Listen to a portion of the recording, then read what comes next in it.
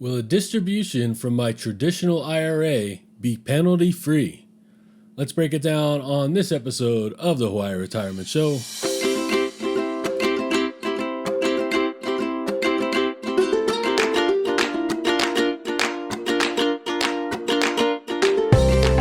All right, welcome everyone. Thanks for tuning in to this episode of the Hawaii Retirement Show.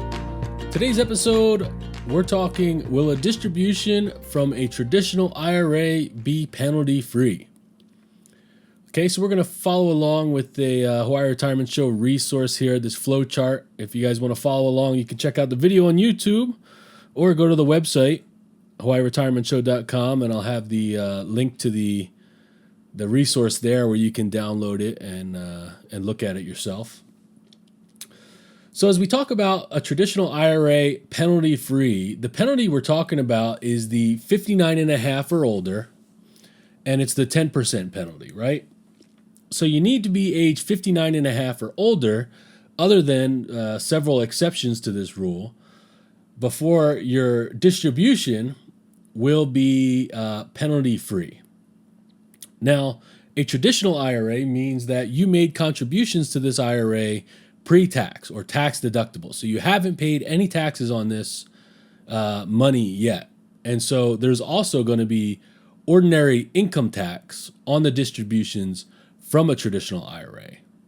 Now there's one caveat to that we'll get to, and that involves if it's a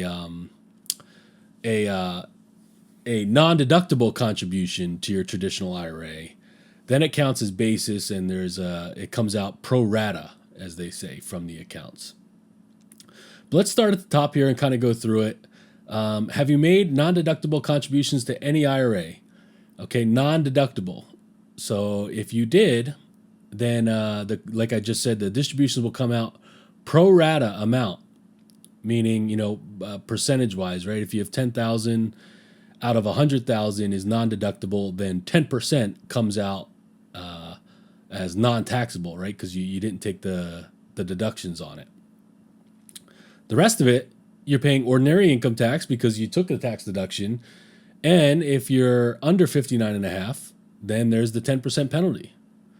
Okay, so that leads us kind of to the next big step here. And that's, like I said earlier, the magic age is 59 and a half. I don't know why they insisted on the half and not just 59 or 60, but 59 and a half. Okay, so as long as you're older 59 and a half, then the distribution is going to be taxable as ordinary income, but there's no 10% penalty, right? Because you're older than 59 and a half. Okay, so then that's pretty straightforward, cut and dry, 59 and a half, 10% penalty. But then we get into, there's a number of what I would call exceptions to where you can kind of get out of the penalty, right? It can be penalty free for a number of things. And we're going to touch on those here. First one is, did you pay health insurance premiums after losing your job and receiving unemployment compensation for at least 12 consecutive weeks? Okay, so if that pertains to you, then you can get out of the 10% penalty. And when I say you get out of the 10% penalty, you still got to pay the ordinary income tax. It's just you're not being penalized for it, right? You're always going to have to pay the ordinary income tax, okay? That's not something you get out of, but the penalty is what we're referring to. Okay, the next one is, do you have qualified higher education expenses for yourself, your spouse, a child, or a grandchild? Okay, so if you take distributions from your traditional IRA before you're 59 and a half, but it goes directly to qualified higher education expenses, you can avoid the penalty. Okay, moving on to the next one. Is the distribution part of a series of substantially equal periodic payments? And what this is referring to is the rule of 72T, or it's called 72T. So if you want to look up more on this, maybe we'll do an episode on this as a standalone. 72T says you can be under 59 and a half and start to take distributions from your IRA, but it has to abide by a series of rules, and it has to be a series of substantial equal periodic payments. And then there's another set of rules and penalties associated if you deviate from that, and I don't want to get into that here, but Rule 72T, that would be another exception to this 10% penalty if you're under 59 and a half. Next one would be if you have unreimbursed medical expenses. Okay, so if you do distributions to cover unreimbursed medical expenses above 7.5% of your AGI, may be taxable, but there will be no 10% penalty. So if you use your traditional IRA to take distributions before you're 59 and a half, and it's used for unreimbursed medical expenses above the 7.5% AGI limit, then you can avoid the penalty there. Next one, will the distributions be made because you are disabled or qualified reservist or subject to an IRS levy?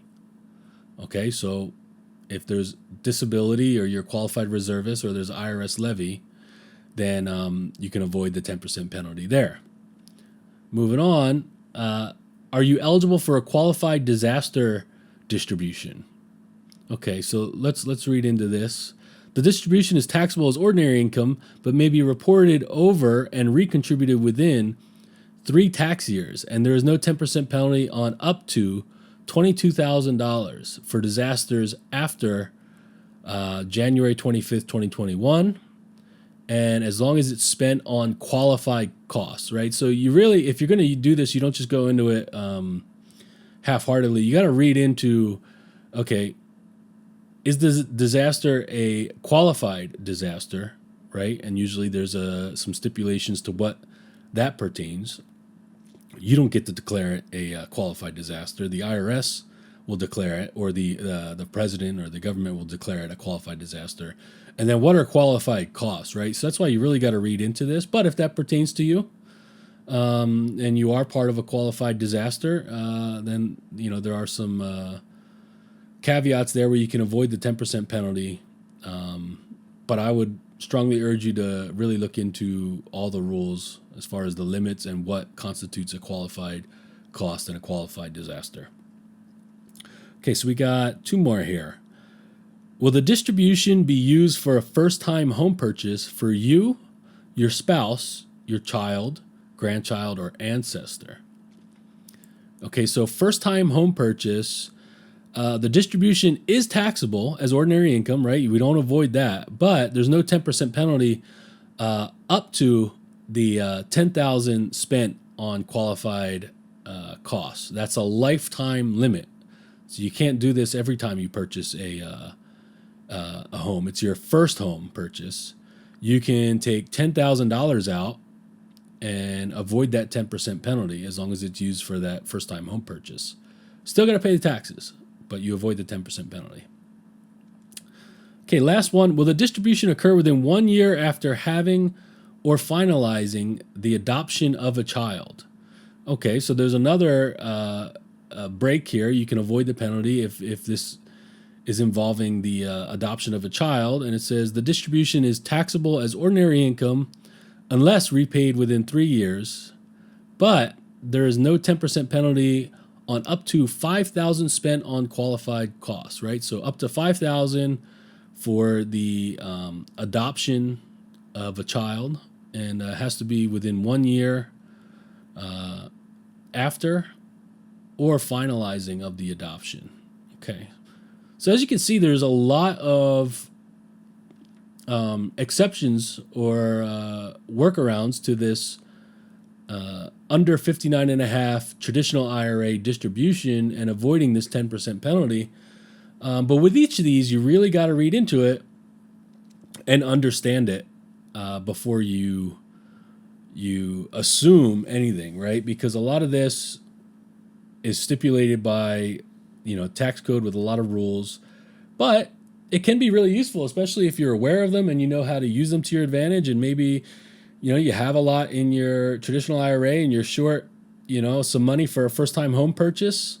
And you, for whatever reason, your financial situation, you want to use up to $10,000 and avoid that 10% penalty to help with that first-time home purchase.